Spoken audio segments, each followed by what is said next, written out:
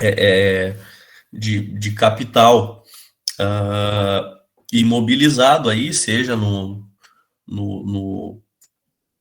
patrimônio, no ativo fixo da empresa, né? Quanto que a gente tem de longo prazo, quanto que a gente tem de curto prazo, né? Então seria nesse sentido, e a questão do endividamento, aí é basicamente a questão de quanto a gente tem de capital próprio e quanto a gente tem de capital de terceiro. Ou então, tratando-se de capital de terceiro, quanto a gente tem de longo e quanto que a gente tem de curto prazo, né? Então, quanto que isso representa na quantidade total de recurso à disposição da empresa, né? Então, é para a gente estar verificando isso, né? Essa questão, quanto que temos de recurso próprio, quanto que temos de recurso de terceiro, né? Então, em cima desse balanço ali que vocês conseguem, não sei se está aparecendo para vocês ali a atividade com balanço, né? Então, ativo circulante, passivo circulante são os recursos de curto prazo, tá? E ativo não circulante, passivo não circulante, patrimônio líquido são os recursos de longo prazo, tá? Então, em cima desses valores ali do balanço que a gente estaria calculando, né? Então, deixa eu pegar aqui ela dos indicadores, ó.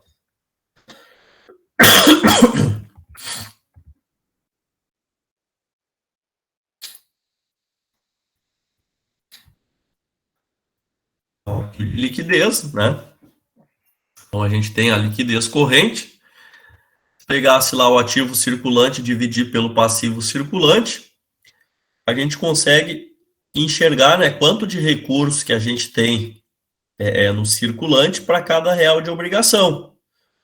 Então, se ele der um resultado acima de 1, quer dizer que a gente consegue saldar as nossas obrigações, né? Então, poderia usar qualquer um deles, tá? Então, a liquidez seca, a gente simplesmente aí vai estar descontando, né, os estoques ou aquelas despesas pagas antecipadamente, e ali no tipo de indicador a gente consegue estar identificando e ter uma noção para que serve, né, cada um deles e o que ele vai estar demonstrando para nós, tá?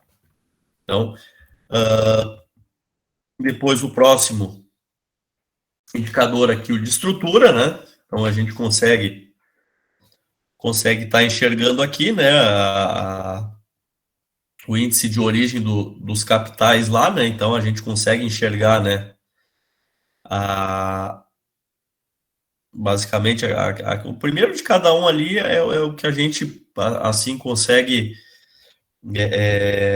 fazer de forma mais simples e consegue identificar sem muito mistério, né? Porque a gente já tem pronto, ó.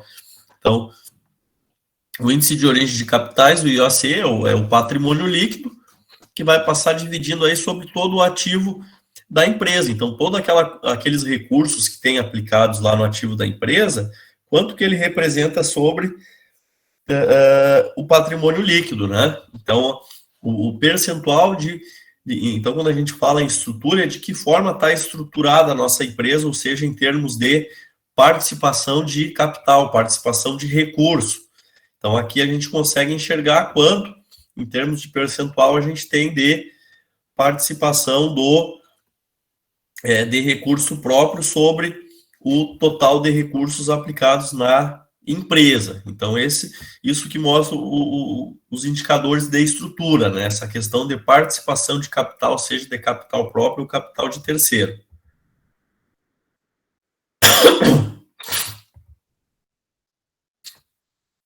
E aqui o outro que foi solicitado, né? Indicadores de endividamento. Então, a quantidade de recursos tomados que a gente tem, né? Então, quanto que vai representar sobre o capital próprio da empresa, sobre o patrimônio líquido, né? Ou então, a gente tem um outro ali que representa a participação de capital de terceiros no ativo total.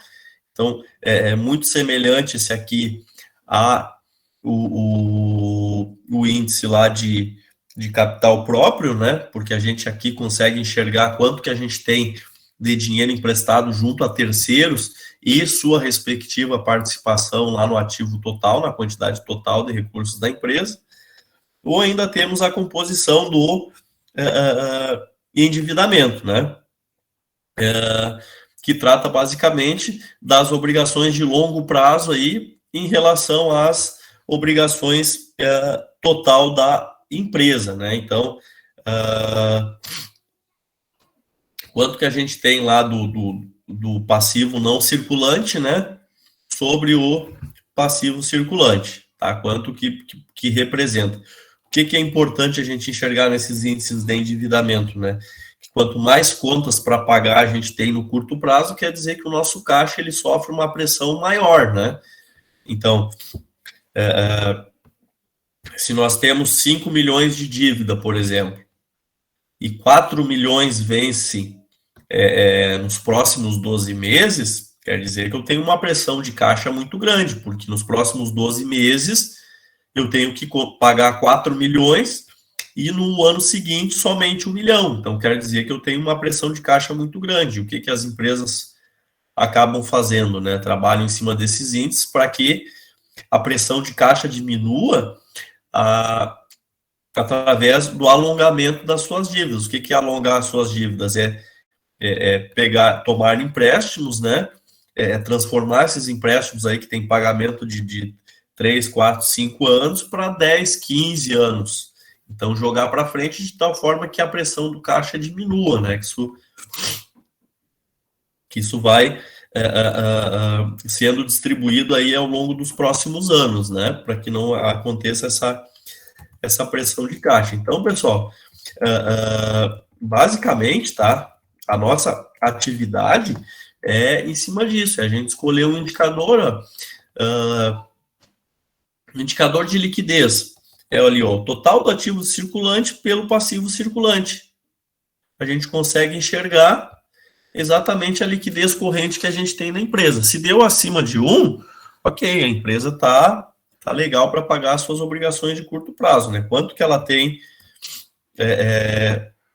de dinheiro para cada R$1 de obrigação, né? Então, ali se dividir vai dar 1, alguma coisa ali, né? Ok. Índice do capital próprio lá, né? Então, a gente tem o patrimônio líquido ali de 800, tá? Então, a gente pega o nosso ativo total dividido pelo patrimônio líquido. Ao contrário, né? O patrimônio líquido dividido pelo nosso ativo total, a gente tem o investimento lá do capital próprio, tá? Então, o índice de estrutura é bem fácil de aplicar também. E a questão do endividamento, né? A gente pode pegar ali e tá fazendo o passivo circulante pelo passivo não circulante, tá? A gente vê quanto de capital de terceiro de longo prazo a gente tem sobre a dívida total da empresa, né? Então, são indicadores bem fáceis aí de estar aplicando, tá? Eu vou deixar mais essa semana, então, para vocês tentarem desenvolver, tá? Essa atividade aí a contento que vocês entendam também, tá? Eu acho que esse é o principal ponto, tá? Deu uma clareada, assim, pessoal, né? A partir dessa explicação. Sim. A Ana aí que tinha dúvida também, tranquilo?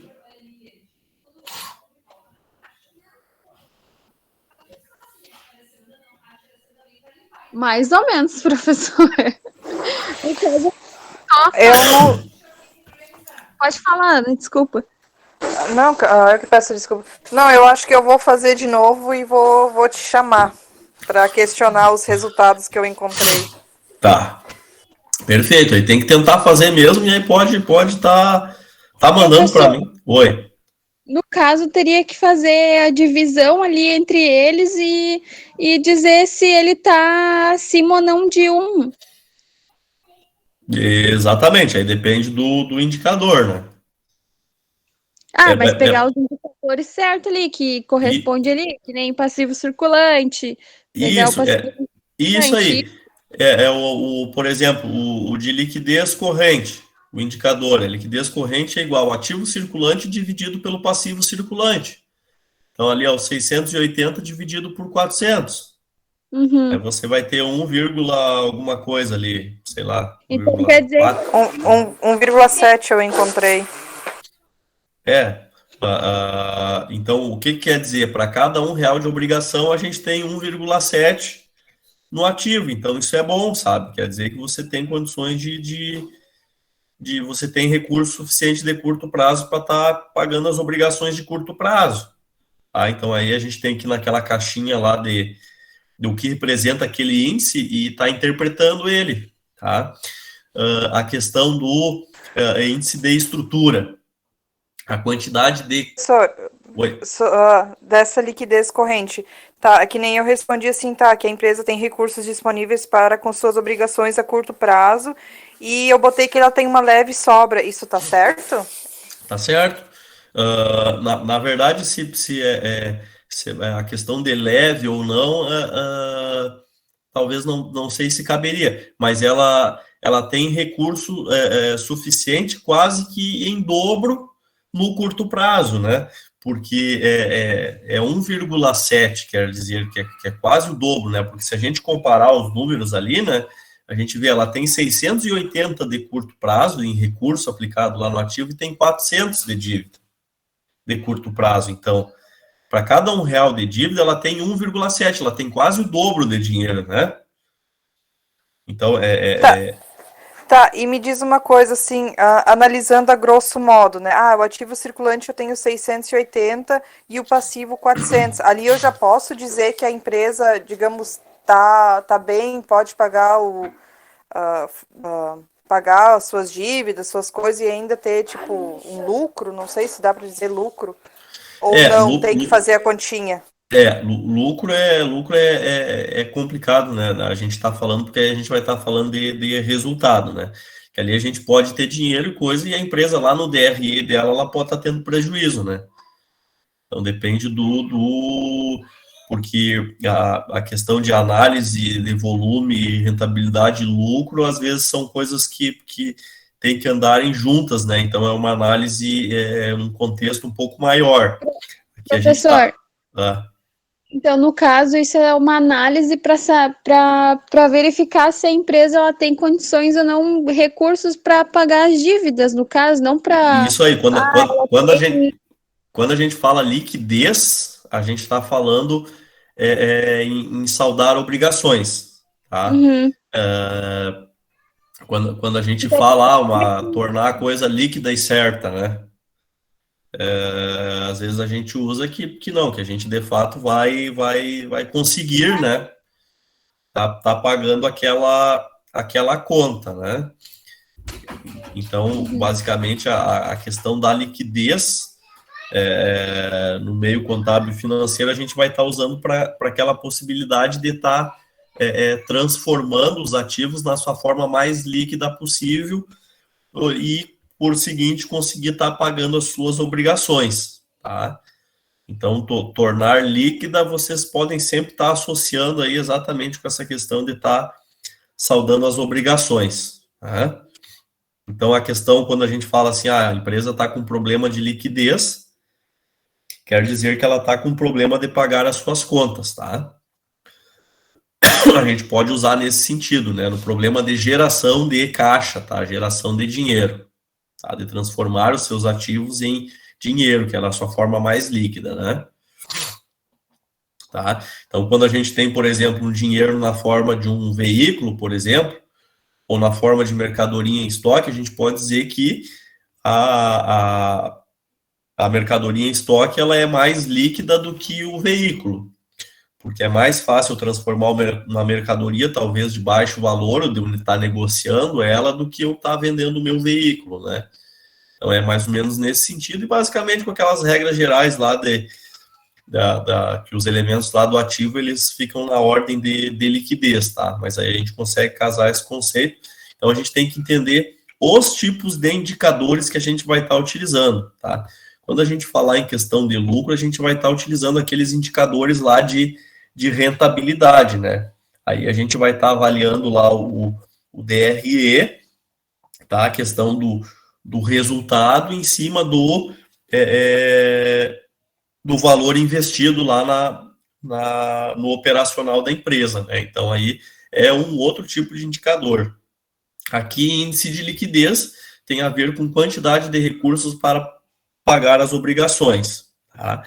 Índice de estrutura tem a ver de que forma a minha empresa está estruturada, em que sentido? Em quantidade de recursos utilizados, seja de capital próprio ou de capital de terceiros, e de que forma ele está distribuído lá no meu ativo, tá?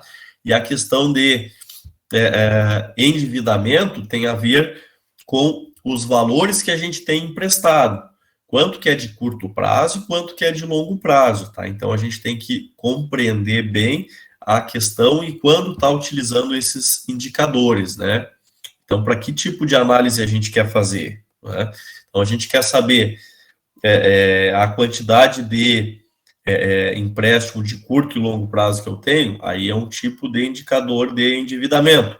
Eu quero saber a quantidade de recursos de capital próprio que eu tenho na empresa, ou seja, a quantidade de recursos do dono da empresa e a quantidade de recursos de terceiros que a gente tem.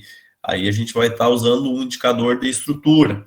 A gente quer saber a quantidade de recursos disponíveis para pagar as nossas obrigações de curto prazo. Aí eu vou estar utilizando os indicadores de liquidez para fazer essa análise, né? Eu quero saber quanto que a empresa está me dando de rentabilidade, que é um indicador muito utilizado aí para os investidores, aqueles que buscam empresas para estar investindo dinheiro em ações delas, né? Eles querem saber qual é a rentabilidade daquele recurso que eles aplicarem, tá? E eles vão ter indicadores específicos aí para estar analisando. Não sei se ficou um pouco mais claro agora para vocês.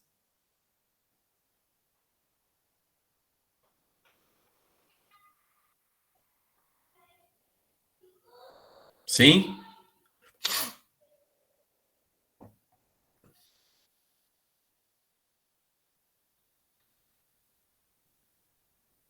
Tranquilo, pessoal? Podemos seguir?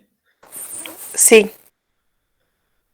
E vão fazendo quando tiverem dúvida, tá, pessoal? Por favor, me acionem aí, não é nenhum incômodo, tá? Eu fico feliz que vocês tenham dúvidas aí, vocês me questionem, tá? Dando sequência, então, desculpa, eu acho que aqui a gente passou mais ou menos rápido na aula passada, eu queria conversar um pouquinho com vocês sobre isso. Porque como a gente tem indicadores, né, vocês viram que a gente consegue estar identificando quanto que a empresa tem de capital próprio, de terceiro, dívida de curto, longo prazo, liquidez corrente, liquidez seca, né? Então, capacidade de pagar as suas obrigações. Tem um titio que desenvolveu, então, um indicador de previsão de falência. Então, ele pegou alguns indicadores e fez um estudo em cerca aí de várias empresas, né? E em cima, lógico, de umas que tiveram sucesso e outras não, e ele comparou esses indicadores e montou um termômetro, tá? Que ele consegue verificar a questão da empresa estar com uma boa saúde econômica financeira, ou a questão a ponto de se tornar insolvente, tá? De não conseguir pagar as suas obrigações e tá fechando as portas, acaba quebrando, né, a grosso modo, tá? Então, ele pegou o quê?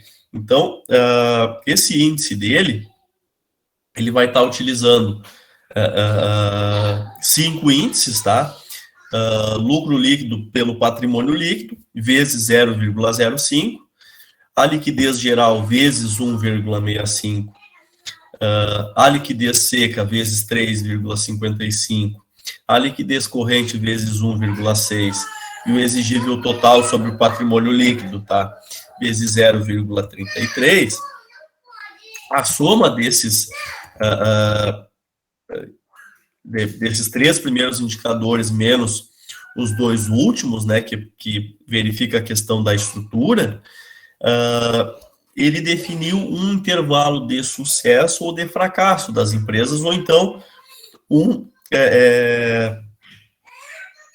um local, tá, de medida, onde a situação ainda está indefinida, uma sombra aí uma zona de penumbra, né, onde só um só um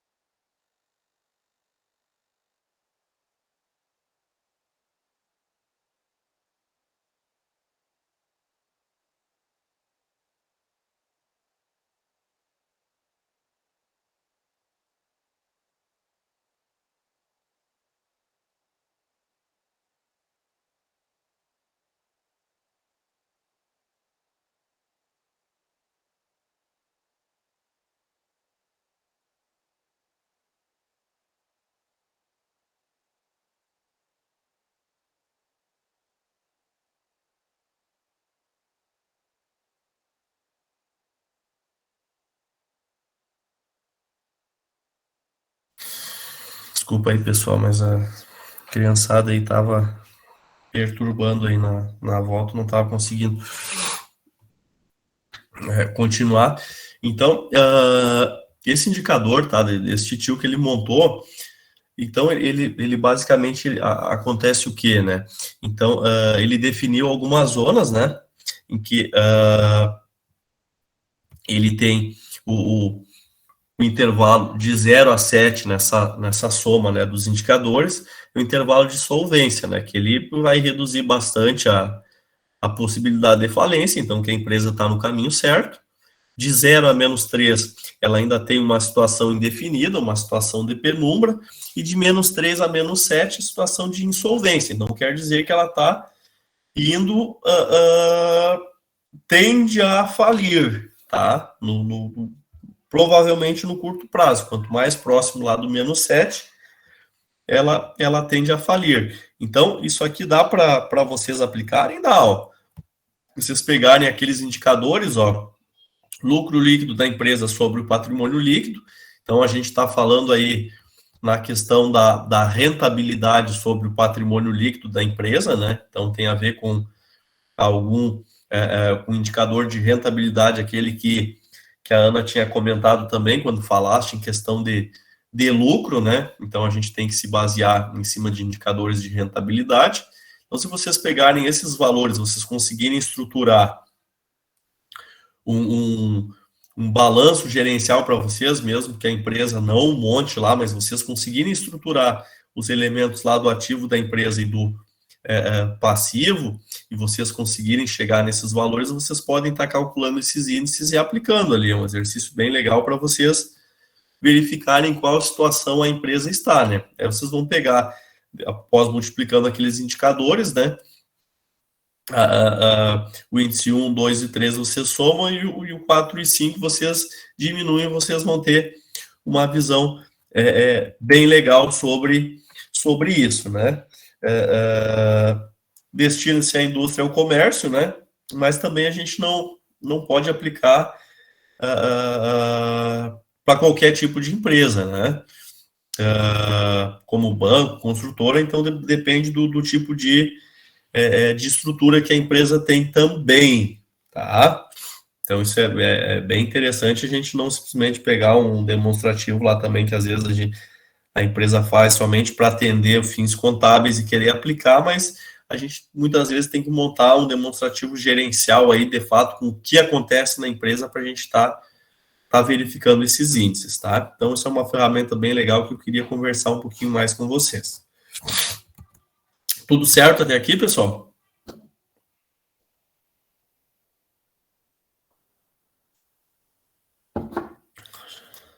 Podemos dar sequência?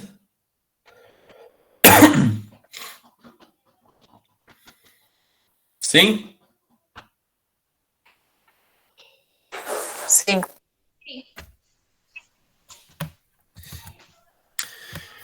Então, hoje, pessoal, a gente vai estar falando um pouquinho aí sobre a questão das análises, tá? Vertical e horizontal. Então, que é a segunda etapa aí que a gente vai estar trabalhando aí na semana que vem. Uma atividade, né? Então, essas duas análises são bastante utilizadas, tá? A análise vertical, tá? Também chamada de análise de coeficientes, né? Então, a gente faz o quê? A gente compara cada um dos elementos de um conjunto, né? Do demonstrativo aí em relação ao total do conjunto. Então, quando a gente fala de análise vertical e horizontal, a gente vai estar falando em porcentagem, tá? Então, a gente vai estar evidenciando a porcentagem de participação de cada um desses elementos em relação ao todo. Nesse caso aqui da análise vertical. Fórmula de cálculo é basicamente uma regra de 3, tá? Onde o todo, né? O ativo total, no caso, o passivo total, ou receita operacional bruta, vai representar o 100%, e aquela conta que a gente vai estar analisando vai ser a parcela em percentual desse todo, tá? Então, o que quer dizer isso, né? Se o nosso ativo total é 240 mil e o nosso ativo circulante é 90 mil, quanto que representa o ativo circulante em relação ao ativo total? Tá? Então, fazendo a regra de 3, né? A 240 mil é 100, 90 mil vai ser quantos por cento? Tá? Então, 90 vezes 100 dividido por 240 mil, 37,5%. Então, a participação do ativo circulante em relação ao ativo total é de 37,50%, né? Então, menos de 50% de recursos aplicados na empresa estão aplicados na forma de recurso de curto prazo no ativo circulante, né? Então, a gente começa aí ampliando esses entendimentos, tá? As demonstrações... Professor. Oi. Tá, esse ativo circulante, daí, no caso, esses 37, isso representa o meu contas a receber, o bancos e caixa, é isso? Exatamente, é o estoque, o banco, caixa, circulante, se a gente pegar aqui, ó, aquele, deixa eu voltar aqui, ó o balanço, ó. Então, digamos que no circulante aqui, quando aqui essas contas que estão financeiro, operacional, porque eu usei para outro tipo de atividade, aqui a gente tem o quê? O caixa, o contas a receber, o meu estoque. Então, todas essas contas que a gente tem até um ano, a gente considera como ativo circulante. Aí o ativo não circulante são aquelas contas que a gente utiliza ali no realizável a longo prazo, por exemplo, há mais de um ano, né? Ou os investimentos imobilizados, né? Então, E aí nessas contas a gente tem que pegar um plano de contas para estar identificando, mas basicamente é exatamente isso que tu falaste, Ana, que são os recursos que estão no caixa, no banco, no estoque. Não sei se ficou claro ou não. Sim. Outra pergunta, que nem uma empresa tem investimento em banco, assim, tem uma conta lá que tem um X valor e ela te dá os rendimentos. Isso se considera ativo circulante ou é uma coisa, tipo, é a longo prazo, porque tipo, tu deixa indefinidamente um dinheiro lá por 2, 3 anos, só que ele sempre vai gerando. Se ela for uma aplicação pré-fixada acima de 12 meses, pode considerar como não circulante. Agora, se é uma aplicação, por exemplo, tipo poupança, ou aplicação de pré-fixada mais de um mês, 2, 3 meses, meio ano, aí pode ser considerado no circulante também, tá? Tudo que tem vencimento até um ano, a gente considera como circulante. Acima de um ano, a gente já considera como não circulante. Se ela for uma aplicação pré-fixada para um ano e meio, por exemplo, aí a gente pode considerar como não circulante daí. Ok, obrigada. Então, o que mais se aplica à análise vertical, então, é o balanço e o DRE. a demonstração de resultado. O principal objetivo, né, verificar a participação de cada conta em relação ao todo.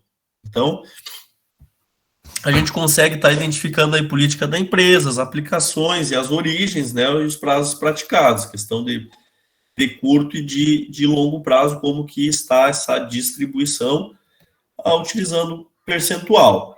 Tá? Já a análise horizontal, tá, ela tem por finalidade evidenciar a evolução dos itens ao longo dos anos. Por meio da análise horizontal, a gente acompanha o desempenho de todas as contas, né, que compõem essa demonstração analisada. A análise vertical, a gente compara cada elemento em relação ao todo, tá, de um mesmo período. Já a horizontal, a gente tem vários períodos para comparar. E aqui a gente destaca a importância, né? Porque a gente consegue acompanhar a evolução. A gente não, como na vertical a gente acompanha a relação de uma conta ao todo, ou sobre o todo, aqui a gente está acompanhando a evolução. Então, a análise horizontal a gente consegue identificar, né? Se ontem eu tinha 100 e hoje eu tenho 110, a minha evolução foi de 10%, porque hoje eu tenho 110% em relação àquele 100 que eu tinha, né? Então, a gente, na verdade, calcula ela por meio de números índices, tá? Em cima do cálculo estatístico, né? Basicamente, a ferramenta que a gente utiliza, substituindo os valores do balanço ali por número percentual. Na verdade, são colunas paralelas, tá? Os valores do balanço que a gente vai estar identificando essa evolução para facilitar a análise, tá?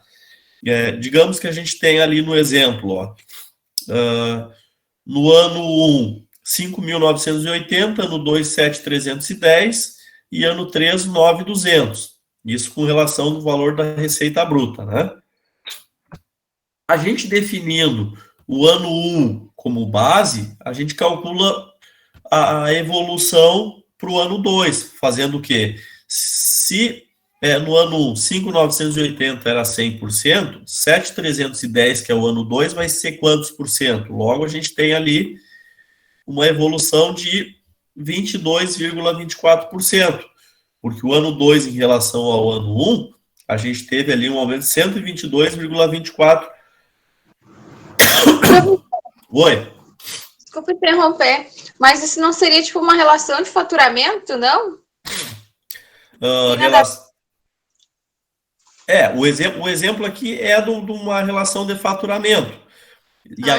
E aqui a gente está dizendo como que a gente faz esse cálculo para estar analisando, tá? Aqui a gente pegou a receita operacional como exemplo, mas poderia ser, por exemplo, o valor em caixa da empresa, o valor do estoque da empresa. Como que a gente faz para fazer essa análise? Aqui nós tínhamos 5.980 no ano 1.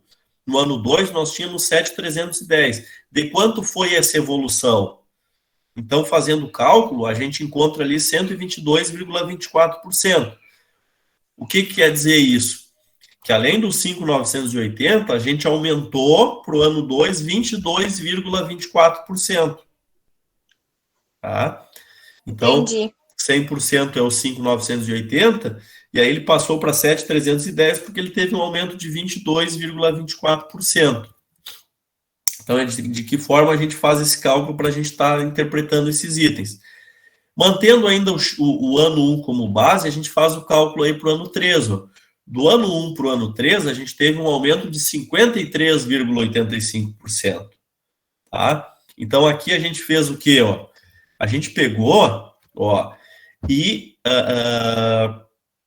como falaste ali, o faturamento, tá? A receita operacional lá bruta, e colocamos num quadro lá onde a gente vai estar analisando. No ano 1, que foi a nossa receita lá de 5 mil e pouco, foi 100%, para o ano 2 a gente cresceu 22,24%, e do ano 1 em relação ao ano 3, 53,85%. Tá? Então depende de qual ano a gente vai estar utilizando ali para comparar, se é do x1 ao x2 e do x1 ao x3, ou x1 ao x2 e x2 ao x3. Tá? Então, a gente vai ter que estar fazendo essas definições aí para saber de que forma a gente está comparando, mas é dessa forma que a gente faz essa análise horizontal, né?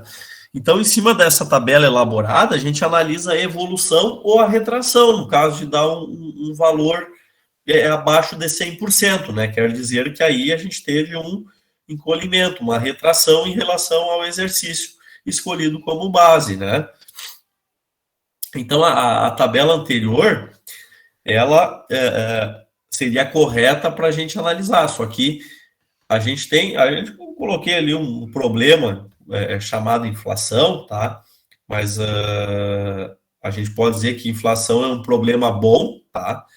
Porque talvez não, com certeza, nos indicadores que a gente encontra hoje, eles estão muito acima, né, do previsto, mas uma inflação em torno de 4, 5%, ela é muito saudável para a economia, tá? Isso é importante ter, porque é isso aí que faz crescer a economia, né? Porque aumentam as coisas, mas a gente quer que aumente o salário também, tá? Então, isso é saudável, mas não nesse ponto. Então, como a gente tem essa questão da inflação, a gente tem que fazer o quê? A gente tem que pegar e eliminar a inflação do período, né? Então, sempre para a gente estar comparando um ano com o outro, a gente tem que pegar, por exemplo, o X1 que a gente teve ali, né? E calcular, se a gente vai comparar X1 com X3, a gente tem que pegar o X1 e somar a ele a inflação do ano 1 e a inflação do ano 2 para estar comparando com o ano 3. Tá? Ou então, descontar a inflação do ano 3 para a gente estar comparando. Certo? Isso é importante a gente fazer, eu até coloquei a observação ali, para a gente estar comparando de forma igual, né? A gente diz, poxa, o meu faturamento hoje, né, o meu custo com determinada coisa foi de X reais, só que 100 reais hoje não são os mesmos 100 reais que eu tinha 3 anos atrás. Então, a gente tem que descontar a inflação do período para estar fazendo esses cálculos, tá? A atividade que a gente vai fazer, e aí é uma próxima na semana que vem, a gente não vai estar calculando essa questão da inflação, tá? Para a gente não ficar meio confuso para vocês, depois a gente vai abordar um pouco mais. Mas o que é importante a gente entender, né? Que essa análise horizontal, vertical que a gente tem, a gente compara o quê? A gente vai estar comparando uma conta específica em relação ao todo, tá? Então, quanto que representa o valor do meu estoque em relação ao meu ativo total? Ora, se o meu estoque representa 90% de todo o meu dinheiro aplicado no meu ativo, tem alguma coisa estranha aí. Essa empresa está mal estruturada. Qual é a empresa que tem praticamente 90%, né, em cima de estoque? Então, eu quero que vocês façam esse exercício aí na semana que vem de análise nesse sentido, né? E aí eu vou estar auxiliando vocês. E a questão da análise horizontal é basicamente essa, né? A gente está pegando e comparando, então a gente vai ter um demonstrativo lá que vocês vão estar comparando o ano 1 com 2 e com o ano 3. Então, essa variação percentual aí, o que vem ocorrendo, tá? Até aqui, pessoal, dúvidas? Tá tranquilo assim? Vocês conseguiram entender a questão da aula passada? Clareou um pouco mais a atividade? Para vocês conseguirem me encaminhar e trabalhar essa semana?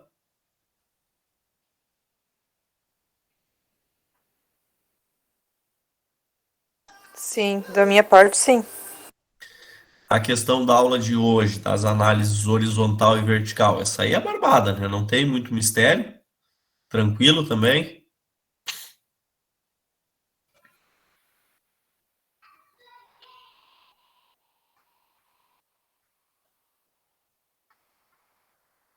Sim, não. Sei que tem alguns colegas que avisaram aí que estão trabalhando, estão acompanhando a aula, né? Mas da parte de vocês aí que já estavam interagindo tranquilo. Acho que sim, tranquilo. Eu vou te dizer se é tranquilo ou não, professor. Por favor, mas tentem fazer, tá, pessoal? E vamos tentar interagir. Eu sei que é porque às vezes o tempo é corrido, mas a gente vem trabalhando nessa batida aí legal, de acordo com a disponibilidade de vocês, tá? E a gente vai se conversando, tenho compreensão, mas vocês tentem fazer, tá? E o importante é vocês entenderem, e ter as ferramentas e ter uma boa noção de como utilizá-las, né? E a ferramenta aquela do titio ali, do Candice, é bem interessante, se vocês tentarem aplicar, é bem legal também, tá? Se vocês tiverem os dados disponíveis aí para tentar ter uma noção do que está acontecendo aí na empresa onde vocês trabalham, tá? Tá bem, pessoal? Acho que da minha parte hoje é isso aí, eu já parece um pato rouco aí, vou deixar vocês trabalharem, vou postar mais um material lá para servir de apoio para vocês e qualquer dúvida eu fico à disposição, tá? Tá bom. Ok, obrigada. Um ótimo restante de semana para vocês aí. Tchau, tchau. Boa noite. Tchau, professor, boa noite.